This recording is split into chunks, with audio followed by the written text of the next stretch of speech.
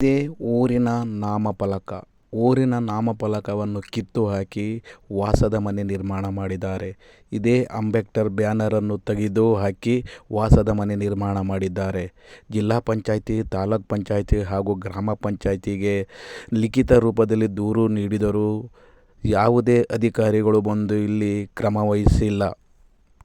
ಊರಿನ ನಾಮಫಲಕವನ್ನು ಅಳವಡಿಸಲು ಒಂದು ಕಟ್ಟಡ ನಿರ್ಮಾಣವಾಗುತ್ತಿದೆ ಹಾಗೂ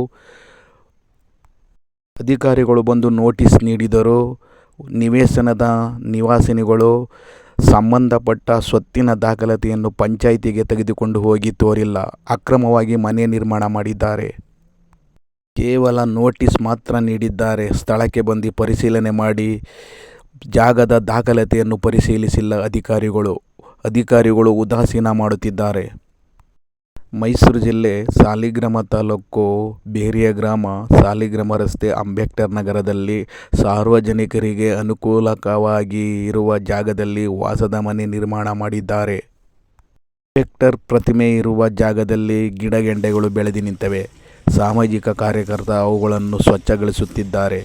ಯಾವುದೇ ಅಧಿಕಾರಿಗಳು ಬಂದು ಇಲ್ಲಿ ಪರಿಶೀಲನೆ ಮಾಡಿಲ್ಲ. ಹಾಗೂ ಊರಿನ ಮುಖಂಡರುಗಳಾಗಲಿ ಊರಿನ ಹುಡುಗರಾಗಲಿ ಅಂಬೇಡ್ಕರ್ ಪ್ರತಿಮೆ ಹತ್ತಿರ ಬೆಳೆದಿರುವ ಕಸಕಡ್ಡಿಗಳನ್ನು ಕ್ಲೀನ್ ಮಾಡುವುದಿಲ್ಲ. ದಲಿತರ ಮೇಲೆ ವಿರೋಧ ಮಾಡಿದರೆ ನ್ಯಾಯ ಎಲ್ಲಿದೆ?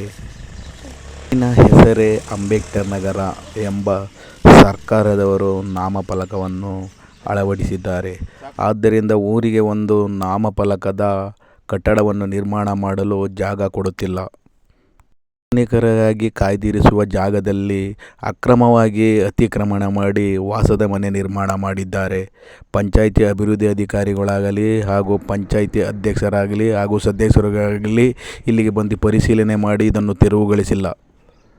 ಪಂಚಾಯಿತಿ ಅಭಿವೃದ್ಧಿ ಅಧಿಕಾರಿಗಳನ್ನು ನೋಟಿಸ್ ನೀಡಿದ್ದೇವೆ, ಅವರು ರಾತ್ರಿ ಮನೆ ನಿರ್ಮಾಣ ಮಾಡಿದ್ದಾರೆ, ನಮಗೆ ಗೊತ್ತಿಲ್ಲ ಎಂದು ಹೇಳುತ್ತಿದ್ದಾರೆ. ಹಾಗೆ ಸಾಮಾಜಿಕ ಕಾರ್ಯಕರ್ತ ಏಕಾಂಗಿಯಾಗಿ ಪ್ರತಿಭಟನೆ ಮಾಡುತ್ತಿದ್ದಾರೆ. ಅಂಬೇಡ್ಕರ್ ಫೋಟೋ ಹಿಡಿದುಕೊಂಡು ಮಾನ್ಯ ಸಾಹೇಬರು ಗಮನಿಸಬೇಕು.